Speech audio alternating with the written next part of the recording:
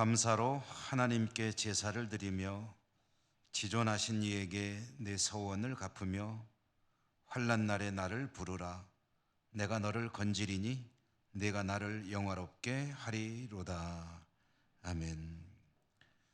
변함없는 사랑으로 저희들의 삶을 인도해 주시고 거룩한 주님의 날 하나님 앞으로 불러주셨으니 감사합니다.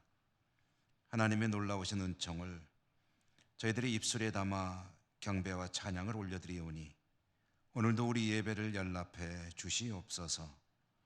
예수님 이름으로 기원하옵나이다. 아멘. 1장 찬송입니다.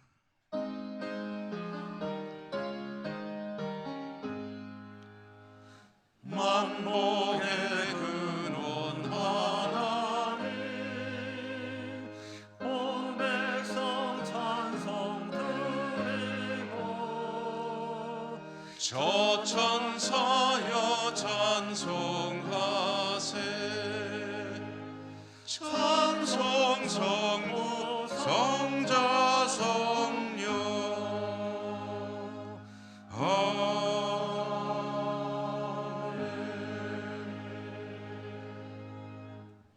고백의 기도를 함께 드리겠습니다. 주님의 은혜를 기억하고 고백하며 겸손히 저희들 자신을 돌아봅니다. 하나님 은혜로 또 한 주간의 세상을 살 수 있었지만 저희들은 여전히 하나님 앞에 부족했음을 고백합니다. 하나님께 받은 사랑, 은혜 값없이 받았으니 또한 값없이 베푸는 삶이어야 하는데 그렇지 못했습니다. 시간이 흘러갈수록 믿음이 깊어지고 더욱 경건함으로 하나님 앞에 영광을 돌려야 하는데 모자랐습니다. 이제는 다시 신앙의 힘을 내어 일어서서 하나님께 기쁨이 되어야 하는데 기쁨이 되기보다는 근심이 될 때가 많았습니다. 하나님, 저희들의 부족함을 불쌍히 여기시고 용서해 주시옵소서. 이 시간에 계속해서 하나님 앞에 저희들의 가리워진 은밀한 죄와 허물들도 침묵하며 고백합니다.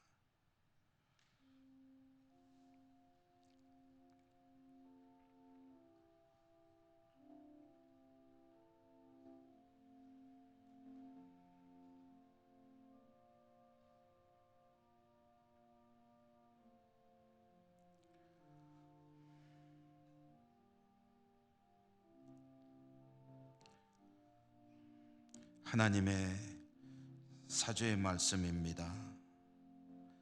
그의 노염은 잠깐이요 그의 은총은 평생이로다.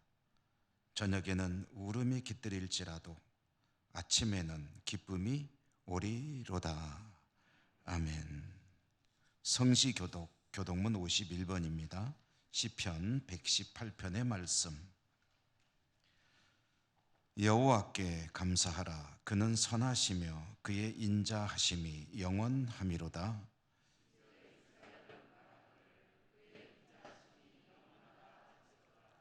이제 아론의 집은 말하기를 그의 인자하심이 영원하다 할지로다.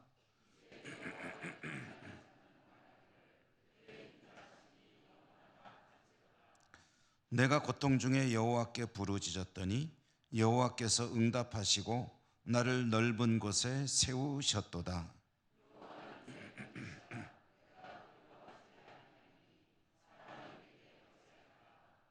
여호와께서 내 편이 되사 나를 돕는 자들 중에 계시니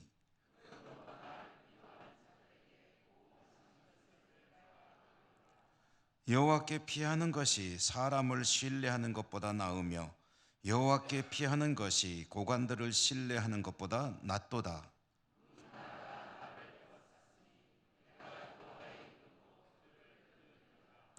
너는 나를 밀쳐 넘어뜨리려 하였으나 여호와께서는 나를 도우셨도다.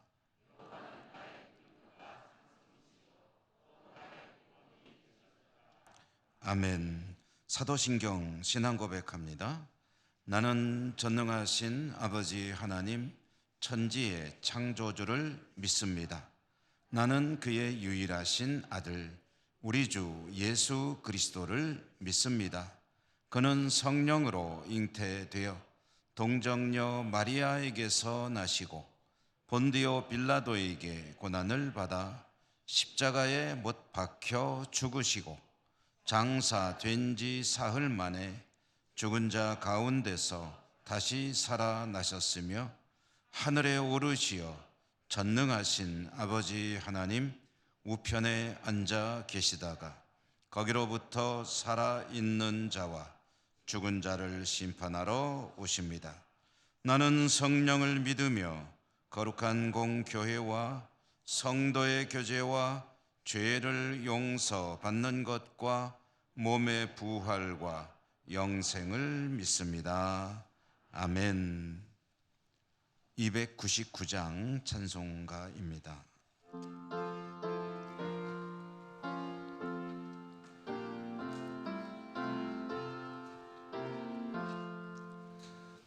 하나님 사랑은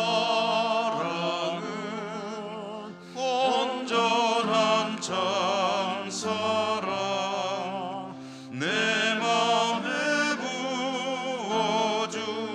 부어주시사 충만케 하소서.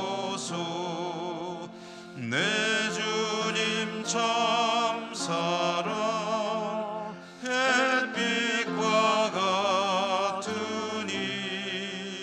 그 사랑 내게 비추사 뜨겁게 하소서.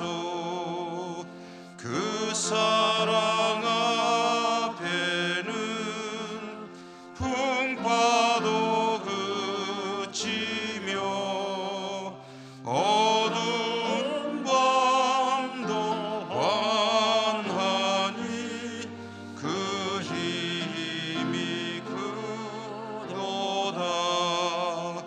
하나님 사랑은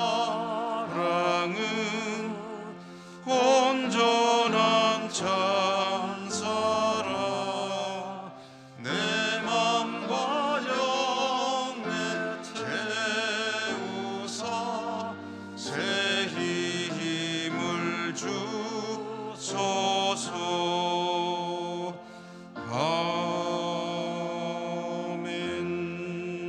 아멘. 황칠환 장로님 기도 인도하시겠습니다.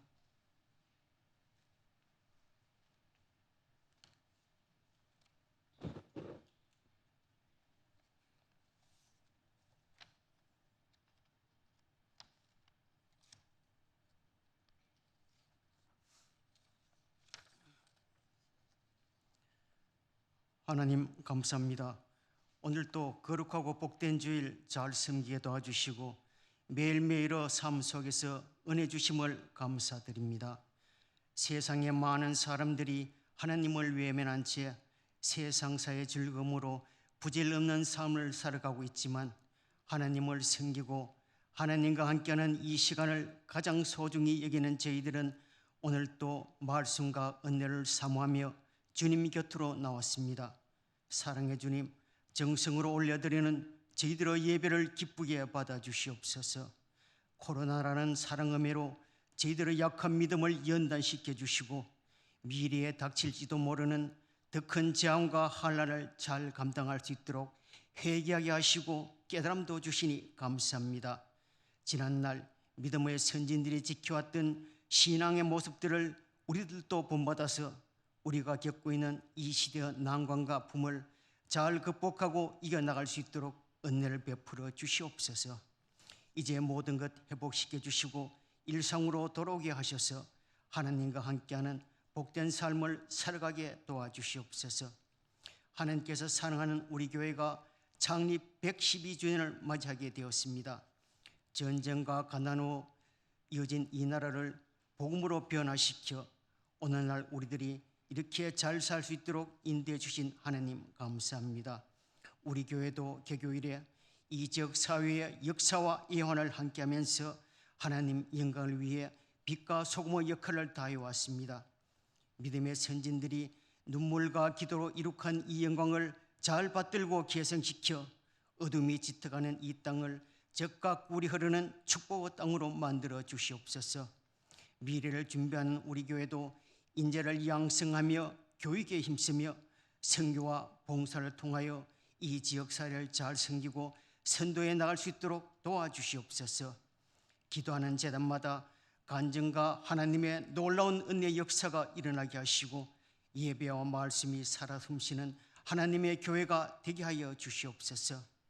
우리 교회 성도님들의 가정과 일터를 복되게 하여 주시고 예수님 마음을 닮아서 용서하고 사랑하며 이웃으로부터 칭송과 자랑이 끊이지 않는 아름다운 예천교회가 되게 하여 주시옵소서. 오늘 또 사랑하는 담임 목사님 우리들에게 하나님의 말씀을 전해 주실 때 성령님 함께 하셔서 우리들의 귀와 눈이 열리고 가슴이 뜨거워지는 은혜의 시간 되게 하여 주시옵소서. 정성껏 준비한 호산나 찬양대의 찬양을 기쁘게 받아주시고 교회를 섬기고 봉사하는 모든 손길들을 축복하여 주시옵소서. 협력하는 선교지마다 하나님의 크신 뜻이 이루어지게 도와주시고 지진과 전쟁과 가난으로 고통받고 있는 지구촌 곳곳을 긍휼히 여기셔서 자비와 은혜를 베풀어 주시옵소서. 이 모든 말씀 거룩하신 예수님 이름으로 기도드립니다. 아멘.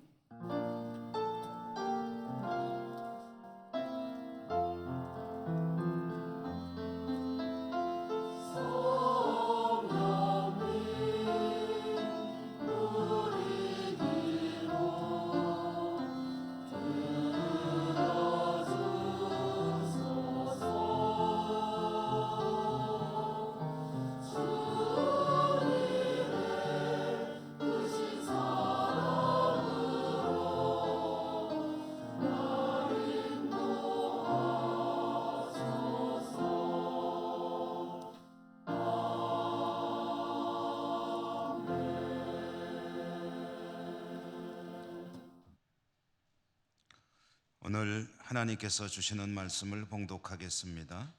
구약성경 창세기 26장 1절에서 5절까지입니다.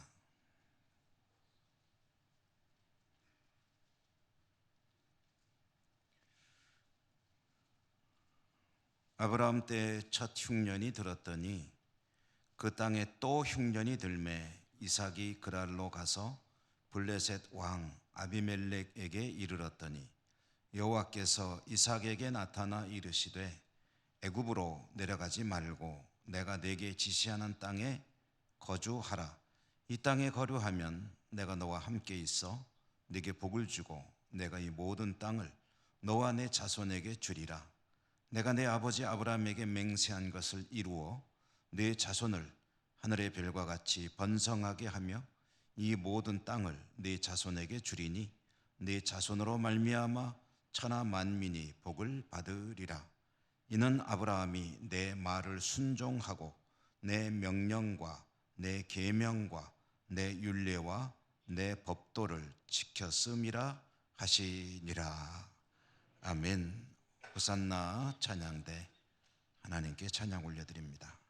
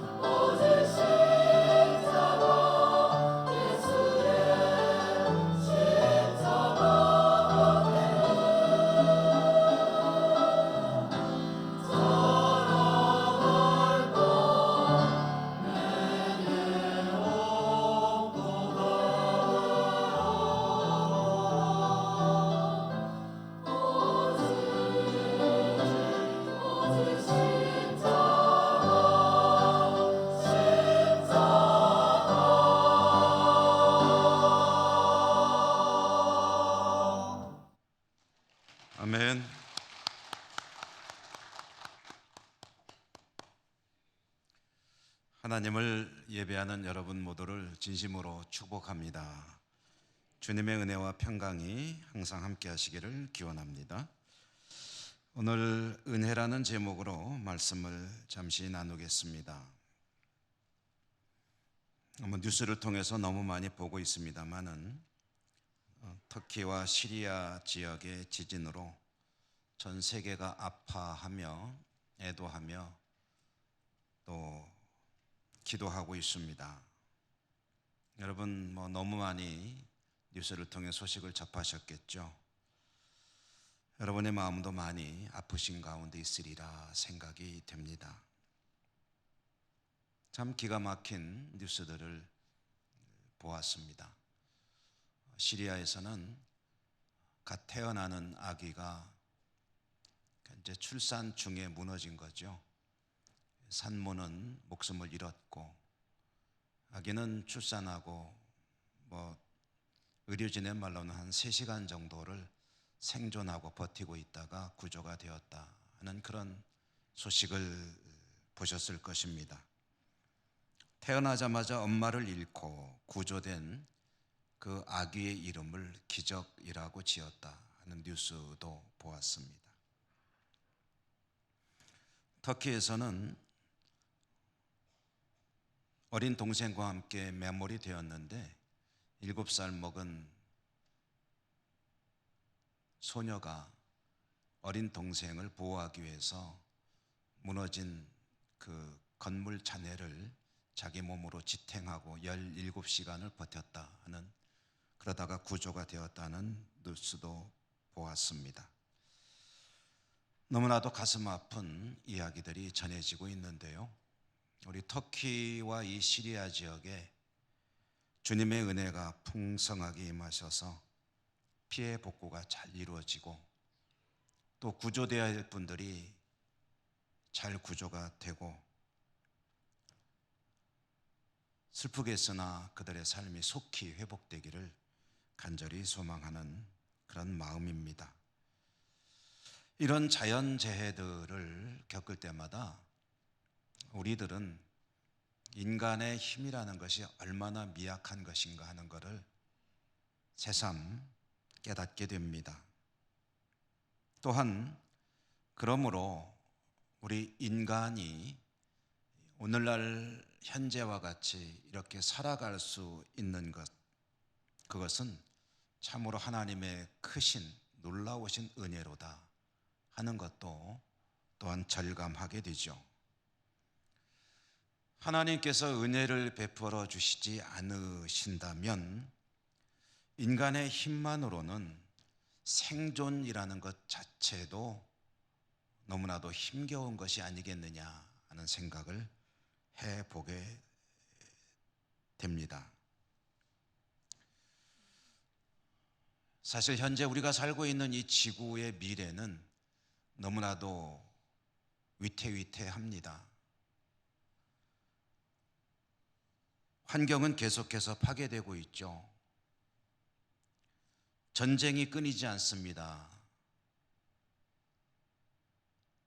터키와 시리아에 있었던 이런 자연재해, 지진은 끊임없이 일어나고 있고 이보다 더 큰 그런 재해도 있을 것임이 예고되고 있습니다.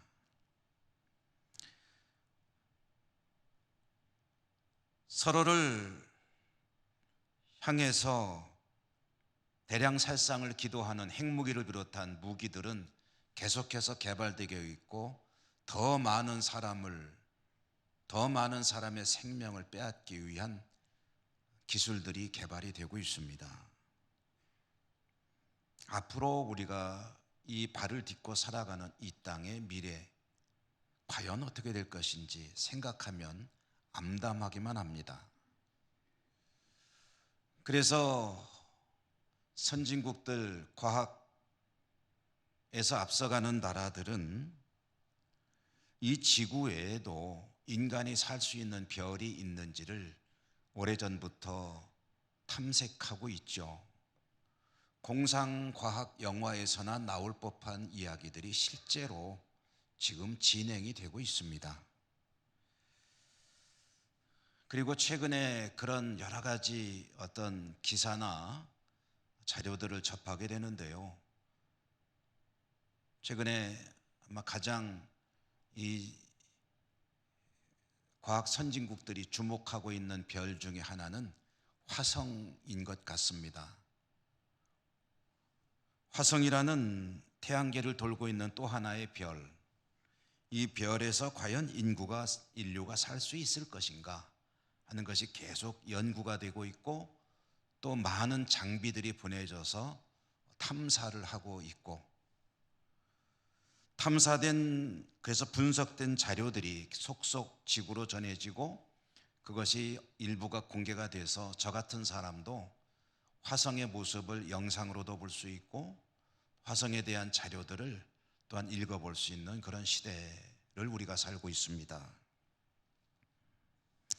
얼마 전에 화성에 대한 내용들을 정리해서 보여주는 영상과 자료 글들이 있어가지고 제가 그 자료들을 좀 봤습니다. 이제 보다 보니까 이런 얘기가 있더군요. 인간은 화성에 이주해서 살 꿈을 계속 꾸고 있다는 거죠. 그리고 그 꿈을 이루기 위해서는 계속해서 좀 전에 말씀드린 대로 첨단 과학 장비들, 탐사를 위한 장비들이 보내지고 화성의 여러 가지 상황들을 분석해서 지구로 보고를 하고 있는데, 화성의 공기는 어떤지, 토질은 어떤지, 그 속에는 어떤 성분들이 포함되어 있는지, 지표면의 모습은 어떤지, 그리고 물은 있는지, 이런 여러 가지 인간의 생존을 위한 조건들이 탐색이 되고 있습니다. 그리고 지금까지 보고된 자료를 대략 정리했는데, 첫째로 화성에서 인간이 살기 위해서는 어마어마한 투자와 장비가 필요하다라는 것이었습니다. 왜냐하면 공기는 인간이 호흡을 할 수 없는 공기라는 거죠. 있기는 있는데 그 공기의 대부분 약 96% 정도가 이산화탄소로 이루어졌다고 합니다. 이산화탄소가 96%면 호흡할 수가 없는 거죠. 그 다음에 물을 구할 수 있어야 살 수가 있죠. 인간은 물이 없이는 살 수 없으니까요. 근데 화성에 물의 흔적이 있는 것 같기도 하고 없는 것 같기도 한데 아직까지는 발견되지 않았다라는 것입니다. 또 화성의 기온은 인간이 살 수 있는 기온이 아니다라는 거죠. 그래서 만약에 화성에서 인간이 지구가 더 이상 살 수가 없어가지고 이주를 해간다고 한다면 해야 될 전제 조건들이 너무 많다는 거예요. 거기에 많은 시설들이 필요하다고 합니다. 우선 호흡하려면은 이산화탄소를 산소로 바꾸는 장치들이, 어마어마한 시설들이 필요하게 되겠죠. 또 마실 물을 발견하지 못한다면, 또 충분하지 못하다면 물을 만들어낼 그런 시설도 필요합니다. 그리고 기온도 인간이 살 수 없기 때문에 어떻게 대처할지 하는 연구가 필요하고요. 그 외에도 농사도 지어야 되지 않습니까? 농사를 지으면 태양과 햇볕의 관계, 여러 가지 자연 조건들, 이런 것들을 어떻게 해결할 거냐 하는 그런 문제들이 있다는 것입니다. 그래서 만약에 가정을 해서 인간이 결국은 지구에 살 수가 없게 돼가지고 다른 별을 찾아 떠난다고 한다면, 그러면 그와 같은 모든 문제를 해결할 수 있는 프로젝트, 시설들이 먼저 화성에 가서 건설이 돼야 되고, 그리고서 인간이 건너가야 되는데, 여러분 그거 어떻게 다 가져가죠? 큰일 났어요. 공기 만드는 시설, 물 만드는 시설, 그 다음에 기후를 다 인간에게 맞추는 시설들, 여러분 이사 한번 가려고 해도 얼마나 큰일입니까? 여기에서 여기까지 이사가는 이삿짐 한번 싸려고 해도 그 보통 일이 아니잖아요. 그런데 생각해 보십시오. 지구에 얼마나 많은 사람이 이주를 하게 될지 모르지만 그런 일이 벌어진다고 한다면, 그러면 그 사람들이 가서 살기 위해서 화성에 그런 시설을 한다고 한다면 도대체 얼마나 어마어마한 장비들을 우주선에 싣고 1년, 2년씩 날아가서 거기 가서 또 그것을 건설하고 설치하고 하려면 도대체 이게 가능하긴 한 일이냐. 그러면서 지금 우리가 살고 있는 지구에 대한 이야기를 꺼내는 겁니다. 그런데 화성에 가서 만약에 살겠다고 지금 열심히 탐사하고 있는데, 화성에 가서 살기 위해서는 그런 준비가 필요한데 우리가 살아가고 있는 지구는 어떠냐는 거죠. 여러분, 지금 우리가 살고 있는 이 땅에서는 우리는 어떻게 살고 있습니까? 호흡을 하기 위해서 산소를 만들어낼 필요가 있습니까? 마셔야 될 물을, 흐르는 물을 찾아서 또는 탕을 파서 그래서 뽑아내기는 하지만 물을 만들어내기 위한 시설은 필요 없죠. 기온은 조금 춥기는 하고 조금 덥기는 하지만 거기에 적절한 의상으로, 옷으로 대처하며 살아가면 얼마든지 대처할 수 있는 그런 환경을 우리는 살아가고 있죠. 말하자면 우리가 살아가고 있는 지구는 이 모든 것이 완벽하게 주어져 있는 삶의 조건이므로 여기를 버리고 다른 데 가서 살 궁리할 게 아니라 이 지구를 보존하는 것이 너무나도 소중한 일이라는 것을 좀 깨달아야 되지 않겠느냐. 화성 가서 탐사하고 그럴 거 없이 어떻게 하면 이 소중한 이 지구라는 이 별을 잘 보존하고 유지해서 여기에서 영원토록 살 것이냐 하는 것이 이제 말하자면은 그 글이 하고 싶은 이야기였던 것 같습니다. 그렇습니다. 다른 별 가서 살려고 하는 그런 생각을 하다가 이 지구라는 우리가 살아가는 이 땅을 생각해 보면 모든 것이 이미 다 완벽하게 주어져 있죠.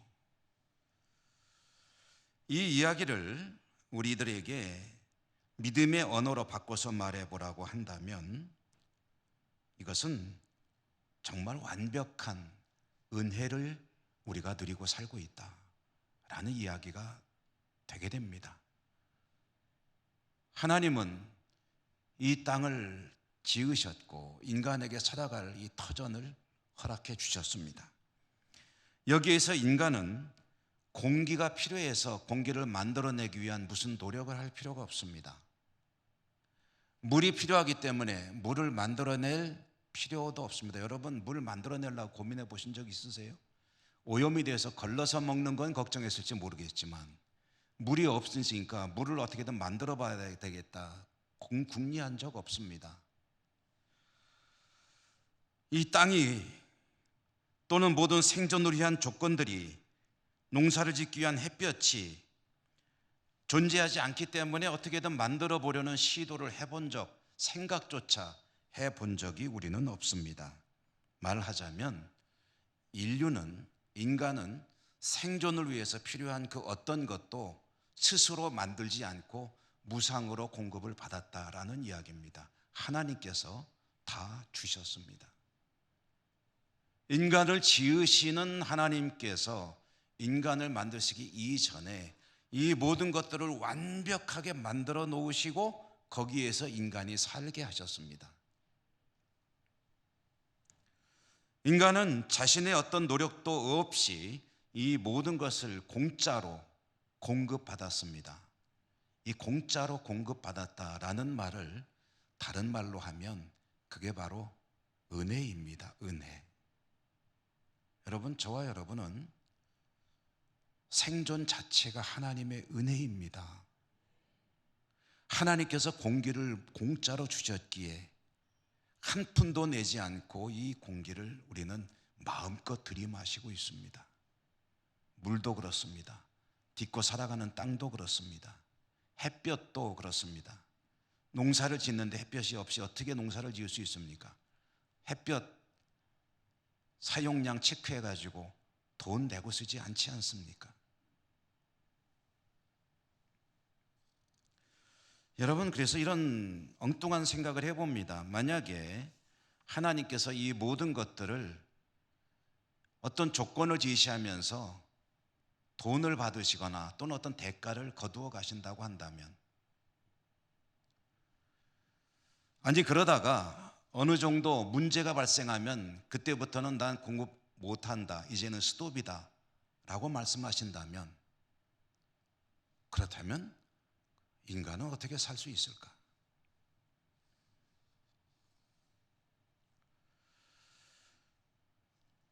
하나님의 은혜로 저나 여러분 우리들이 살아가고 있다고 한다면, 은혜라는 것은 첫째로 가장 중요한, 대두는 첫 번째로 언급돼야 될 그 성격이 공짜라는 것이죠. 무상으로 주시는 것이라는 것이죠. 그런데 이와 같이 무상으로 공급하시는 것과 함께 정말 중요한 또 한 가지 속성이 있습니다. 오늘 그 이야기를 여러분과 잠시 나누려고 합니다. 은혜, 그것은 아무런 대가 없이 하나님께서 무상으로 무한하게 공급하시는 그런 것이면서, 동시에 또 한 가지 중요한 사실은 그것은 계속해서 주어지는 것이고 반복해서 주어지는 것이라는 사실입니다. 계속해서 주어지고 반복해서 주어진다는 것을 도대체 무슨 소리인가?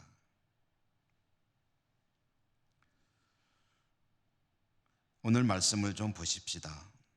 서론이 좀 길었는데요, 성경을 보시면 오늘 말씀은 이삭의 이야기입니다. 이삭, 아브라함의 아들, 100살에 얻은 아들 이삭. 이삭 이야기의 오늘 시작은 기근으로부터 시작이 됩니다. 가뭄으로 기근이 들었고 먹을 것이 없게 되었습니다.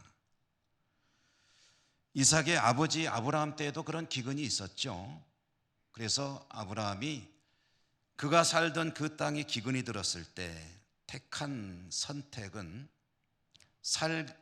살아남기 위해서 선택한 대안은 하나님께서 약속하신 땅 가나안을 떠나서 이집트로 가는 것이었습니다. 이집트에 가면 양식이 있기 때문에 이집트로 가서 굶어 죽지 않기 위해서 이주를 한 것입니다. 이집트는 그래도 최후의 마지막 순간까지 곡식을 기대할 수 있는 곳입니다. 왜냐하면 엄청난 곡창지대거든요. 나일강을 따라서 농경지가 아주 잘 발달되어 있고, 나일강 하류에는 엄청난 삼각주라고 하는 그런 농경지가 형성이 되어 있기 때문에 만약에 이집트에 먹을 것이 없으면 전 세계가 굶어 죽는 것이다 라고 얘기해도 됩니다. 고대 사회는 더더욱 그랬죠. 여러분, 창세기 요셉의 이야기를 보면 요셉이 이집트 총리가 되었을 때 이집트에 7년 기근이 찾아왔을 때 이집트만 기근이 든 것이 아닙니다. 그 일대가 다 기근이 들었었고요. 요셉의 형제들이 양식을 구하기 위해서 이집트로 오는 이야기가 있습니다. 우리가 잘 알고 있죠. 이집트가 그렇게 양식이 풍부한 나라라는 것을 보여주는 그런 대목인데요. 이삭이 살고 있는 가나안 땅에 기근이 들었습니다. 그래서 이삭은 어떻게 선택을 했는가? 그 아버지와 똑같은 선택을 하게 됩니다. 아브라함은 가나안 땅에 기근이 들었을 때 굶어 죽지 않기 위해서 양식이 있을 것으로 예상되는 이집트로 이주를 했습니다.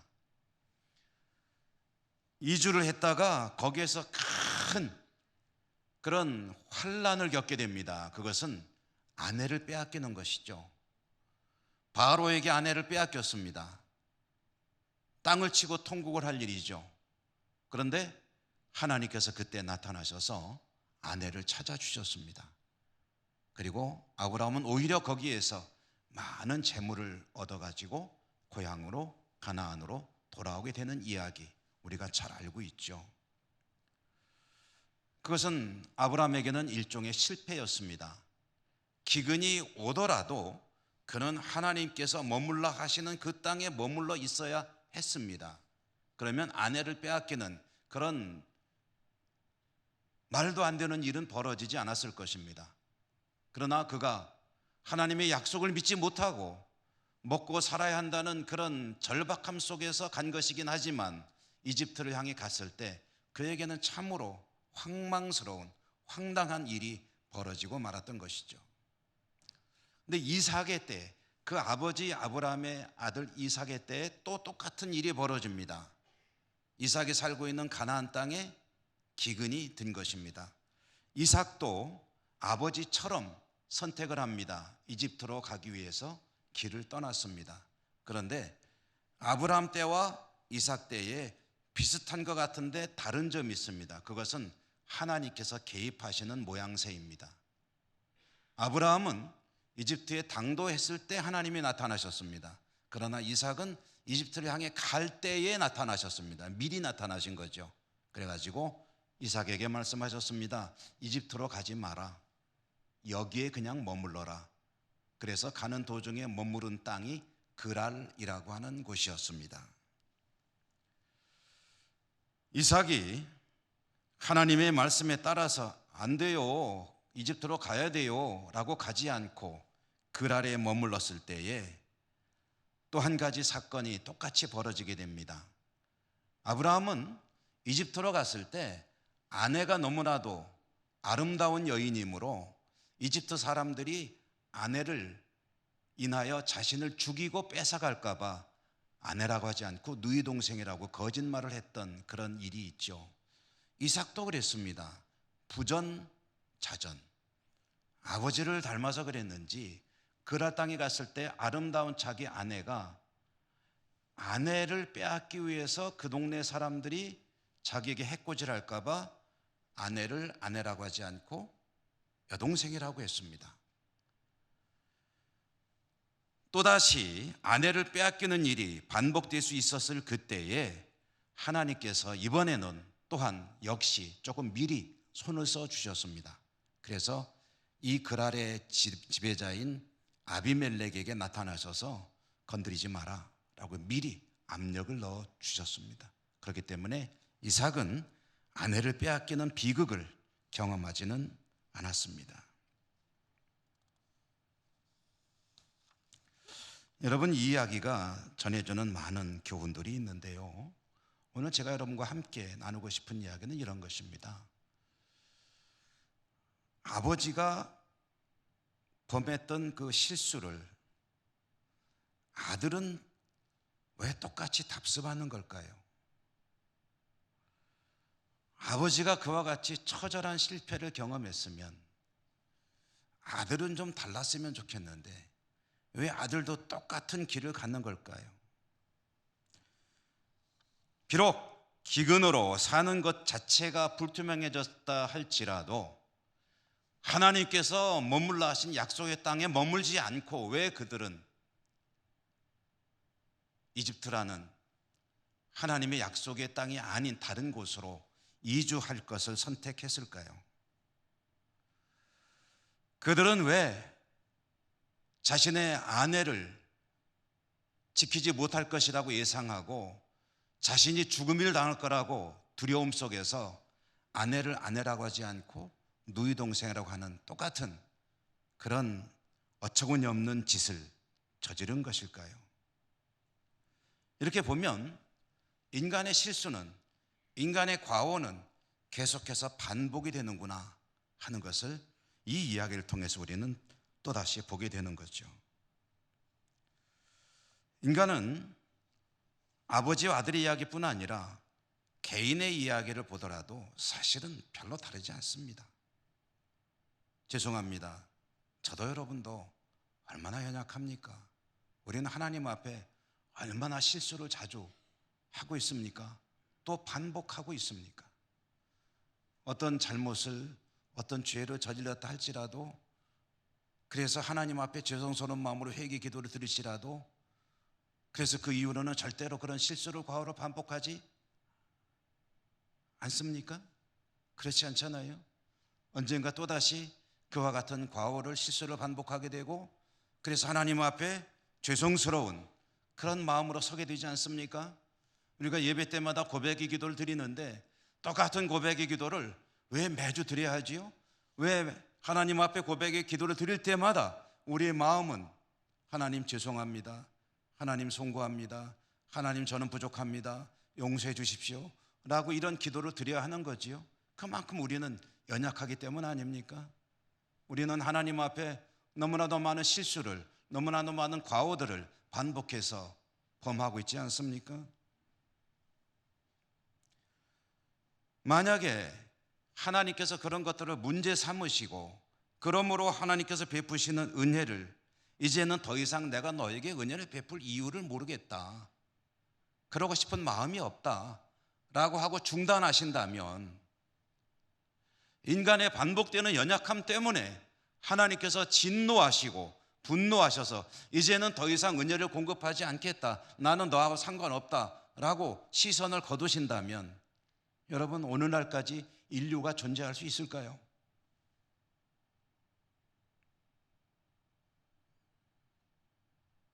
만약에 반복되는 실수와 과오 때문에 하나님께서 은혜를 중단하신다면, 인류라는 거대한 공동체, 각자 우리들의 삶도 이렇게 오늘까지 이어지는 것이 어쩌면 불가능할 가능성이 훨씬 높지 않을까요?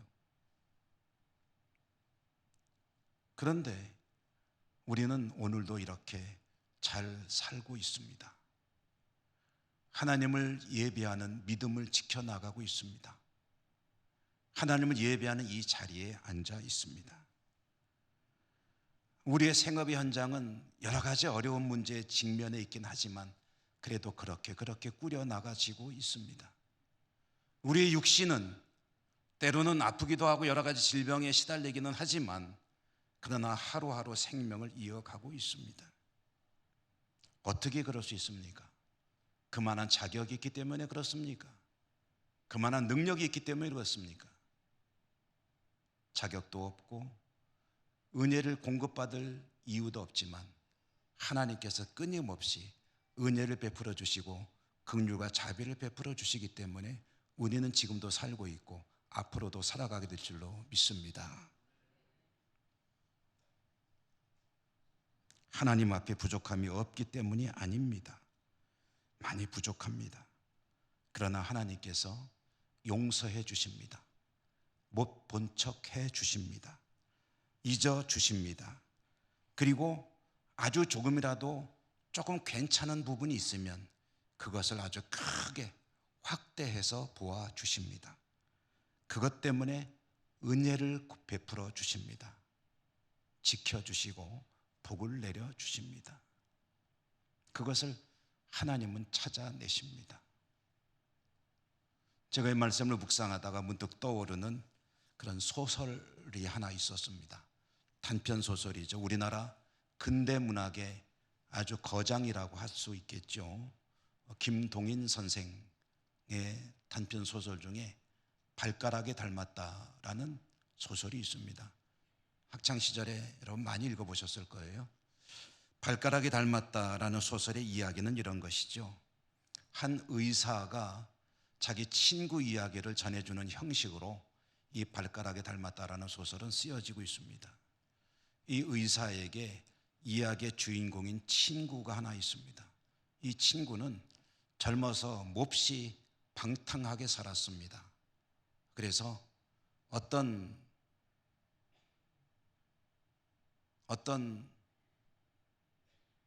상황이 됐냐면 자녀를 얻을 수 없는 몸이 됐습니다.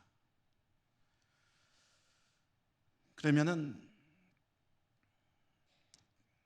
결혼을 요즘 같으면 안 할 것 같은데 그래도 결혼을 했습니다. 아내에게 말은 안 하고 결혼한 거죠. 아내에게서 자녀를 얻을 수가 없는 몸이지만 결혼을 한 이 가정에 결혼하고 한 2년 지났을 때 아들을 얻게 됩니다. 이야기 속의 주인공인 남성은 태어난 아들이 자기 아들이 아닌 것을 압니다. 그러나 그것을 부인하고 싶지 않습니다. 아내의 짐작되는 부정도 인정하고 싶지 않습니다. 그는 필사적으로 태어난 아기에게서 자신의 흔적을 찾으려고 노력합니다. 들여다보고 또 들여다보고 아기를 얼마나 세밀하게 관찰했느냐. 계속해서 관찰하다가 이 글을 쓰는 친구인 의사에게 찾아와서 이보게 우리 아기가 내 아들이 틀림없네. 나나 우리 할아버지에게 특징이 하나 있는데 세 번째 발가락이 다른 발가락보다 긴 큰 우리 집안의 특징이라는 거예요. 근데 아기가 보니까 세 번째 발가락이 꼭 나를 닮았다는 거예요. 그래서 이 아기는 내 아들이 틀림없다. 글을 써내려가는 의사가 이 글을 쓰는 사람이 뭐라고 말을 하겠습니까? 아무 소리 못하는 그런 이야기가 이 발가락이 닮았다라는 소설인데요.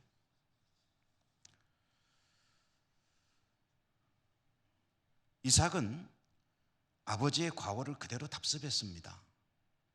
믿음으로 기근을 이겨나가려고 한 것이 아니라 아버지처럼 약속의 땅을 벗어나서 이집트로 가려고 했습니다. 그때 하나님은 어떤 생각이 드셨을까요? 아브라함의 그 과거 과오를 그대로 답습하려는 이삭을 바라보면서 하나님은 무슨 생각을 하셨을까요? 그런데 하나님은 선택하셨습니다. 아브라함의 부끄러움과 이삭의 잘못된 선택으로 인한 모든 과오들은 그대로 잊어주셨습니다. 덮어주셨습니다. 그것은 보지 않으셨습니다. 간과해 주셨습니다. 잊은 것이 아닙니다. 하나님께서 어떻게 잊으실 리가 있겠습니까? 잊어주셨습니다. 대신 조그마한 거 하나를 크게 확대해 보셨습니다. 이집트를 향해 가는 이삭에게 너 이집트로 가지 말고 여기 그냥 살아라. 이 그랄이라고 하는 곳에 그냥 살아라 라고 명하셨을 때 이삭이 그곳에 주저앉은 것을 보시고 하나님은 즐거워하셨습니다. 기뻐하셨습니다. 그 순종 하나 때문에 하나님은 이삭에게 온갖 복을 내려주셨습니다. 우리가 읽은 이야기 뒤에 나오는 걸 보면은요, 이삭의 타양 땅 그랄에 와서 농사를 지었는데 평년에 거두던 것에 100배를 거두었다라는 이야기가 나옵니다. 이것은 하나님께서 얼마나 이삭의 그 작은 순종을 즐거워하셨는지를 보여주는 그런 이야기가 아닐 수 없습니다. 이삭의 입장에서 말한다면 나중에 다 지난 다음에 볼 때 얼마나 부끄럽겠어요. 사실 자기가 한 거는 요것밖에 없는데 하나님이 이와 같이 복을 주시니 얼마나 참 죄송스럽겠습니까? 이삭의 입장에서 하나님께서 이것은 좀 잊어주셨으면, 보지 않아 주셨으면, 내 삶의 기록에서 지워주셨으면 하는 것들은 하나님은 다 제쳐놓으셨습니다. 그리고 하나님, 내가 좀 잘한 게 뭐가 있나요? 요거 하나 정도는 그래도 조금 잘한 게 있잖아요 라고 말할 수 있는 그것을 침소봉대 이만큼 큰 것으로 바늘 하나를 큰 몽둥이처럼 보시고 그리고 이삭에게 복을 내려주셨다. 이것이 하나님의 은혜가 가지는 은혜의 지속성이고 반복성이라는 것입니다. 인간은 부족합니다. 실수와 과오를 반복합니다. 그런데 하나님은 계속해서 잊어주십니다. 그런 것들 때문에 은혜를 중단하지 않으십니다. 지속해서 반복해서 또 주시고 또 베푸시고 또 베풀어 주시는 하나님의 은혜가 있기 때문에 오늘 저와 여러분 우리들은 현재도 이렇게 살아가고 있는 줄 믿습니다. 하나님의 은혜입니다. 그러므로 그렇게 은혜를 베푸시는 하나님 앞에 그래도 하나님께서 즐거워할 수 있는 우리의 삶의 모습이 더더욱 절실하게 요구가 됩니다. 하나님이 기대하시는 게 있죠. 무엇입니까? 말씀으로 성실하게 하나님 앞에 살아가는 모습을 이루어가는 것, 조금이라도 더 믿음에 향상된 모습으로 하나님 앞에 나아가는 것, 하나님께서 그것을 지금도 기대하고 계시죠. 여러분, 하나님의 은혜가 놀라우십니까? 그렇다면 하나님 말씀에 조금이라도 더 순종해 살아가는 모습으로 나가시기를 축복합니다. 그리고 그와 같이 조금이라도 더 순종한다면 하나님께서 그것 때문에 더 넘치는 은총으로 만배의 축복으로 갚아주실 줄 믿습니다. 그 은혜가 풍성하시기를 주님 이름으로 축원합니다. 은혜로우신 하나님 감사합니다. 저희들은 너무 부끄럽습니다. 그러나 작은 저희들의 헌신과 충성과 믿음을 보시고 하나님은 끊임없이 은혜를 베풀어 주십니다. 감사합니다. 그 하나님 앞에 조금 더 좋은 모습으로 살아갈 수 있는 저희 모두가 될 수 있도록 도우시며 인도해 주옵소서. 예수님 이름으로 감사하고 기도드립니다. 아멘. 300장 찬송하시며 동원하시겠습니다.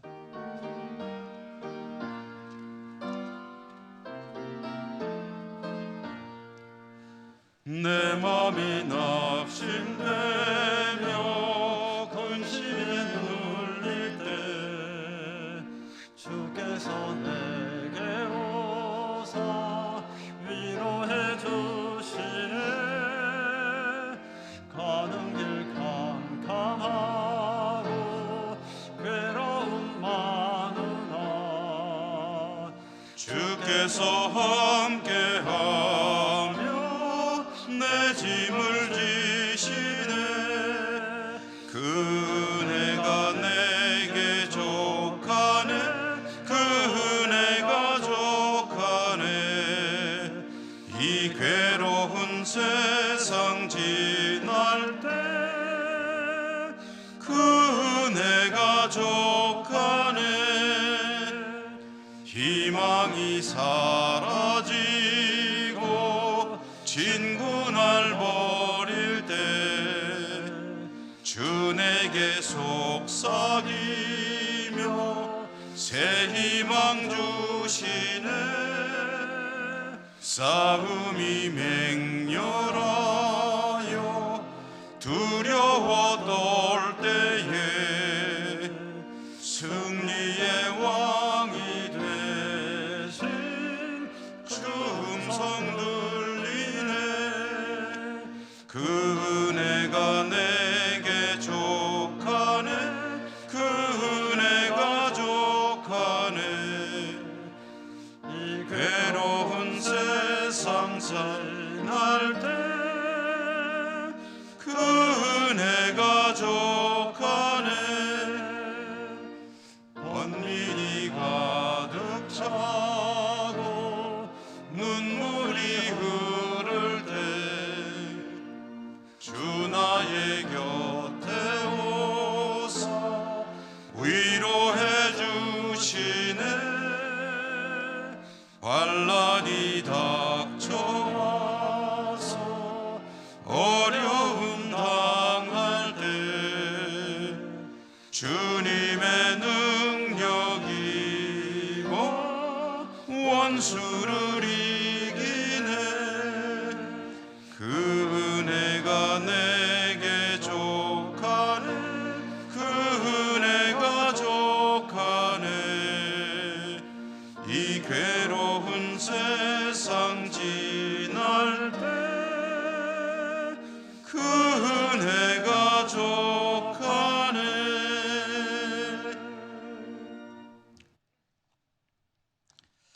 자비로우신 하나님, 오늘도 하나님 앞에 나와 예배드릴 수 있는 복을 주시고 또 하나님 앞에 나오는 저희들이 예물을 들고 올 수 있도록 물질 주셨음을 감사합니다. 모든 것이 하나님의 은혜입니다. 하나님의 은혜임을 고백하며 주신 것의 일부를 거룩하게 정성껏 구별하여 오늘도 올려드립니다. 받아주시옵소서. 드리는 저희들의 삶이 더욱 복되게 하옵소서. 하나님 은혜에 합당한 믿음의 삶으로 영광 돌리고 더욱더 큰 은총 가운데 거하는 저희 모두가 될 수 있도록 인도하여 주시옵소서. 예수님 이름으로 감사하고 기도드립니다. 아멘.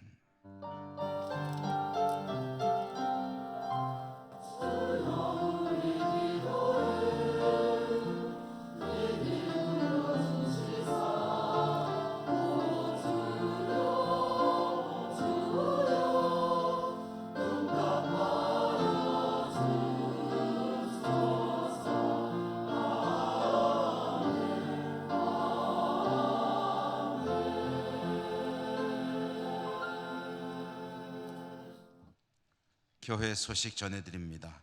오늘 오후 예배는 새가족 감사 예배이고 2022년 작년에 등록하신 우리 새가족들께서는 주보에 오후 1시까지라고 되어 있는데요. 시간을 조금 당깁니다. 12시 10분까지, 그러니까 예배를 마치고 바로 오시면 되겠는데요. 새 가족실로 와주십사 하는 광고입니다.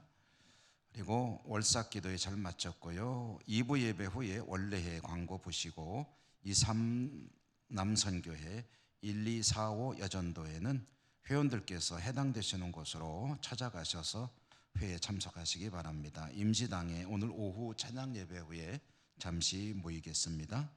예천 시찰의 교역자회 행사 2월 17일 금요일 감천교회에서 있습니다. 대신방 진행됩니다. 기도로 준비하시기 바라고 이번 주에는 동3 지역을 신방합니다. 항존직 피택자 모임 오늘 오후에 계속되겠고요. 대심조공 어린이집에서는 정교사로 전보영 교사를 보조교사로 이지은 교사를 채용했다는 것을 알려드립니다. 이현숙 집사님께서 출산하셨는데 쌍둥이 아들을 얻으셨다고 하고요. 진심으로 축하드립니다. 최은혜 자매는 최공락 장로님, 김부숙 권사님 따님이죠. 중등고사 교사 임용시험에 합격했다고 하고요. 조민재군은 조동식 장로님, 최성 집사님 댁에 또 아들이죠. 또 역시 중등교사 임용시험 합격했는데 어려운 시험에 합격한 우리 두 분을 진심으로 축하드리고 훌륭한 교육자로 존경받는 선생님 되시기를 또한 기원을 드립니다. 우리 곁에 계신 분들하고 인사하시면 일어나겠습니다. 사랑합니다. 축복합니다. 강건하시고 은혜 충만하시고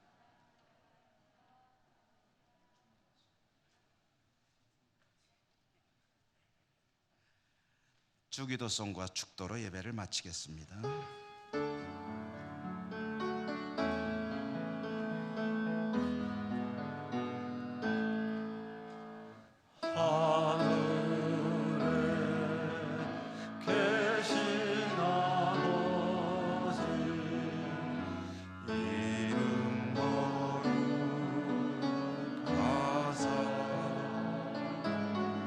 주님 나라 임하시고 뜻이 이루어지이다.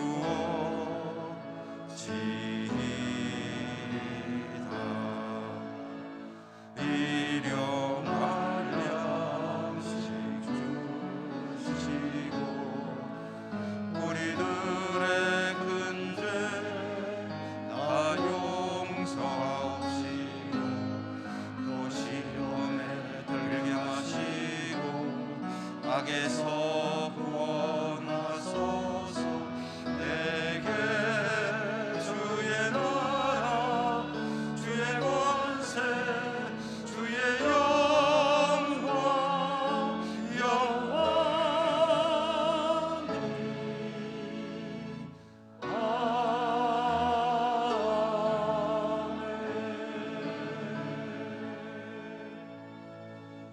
사랑의 하나님, 주의 백성들 하나님을 예배하고 다시 삶의 자리로 나갑니다.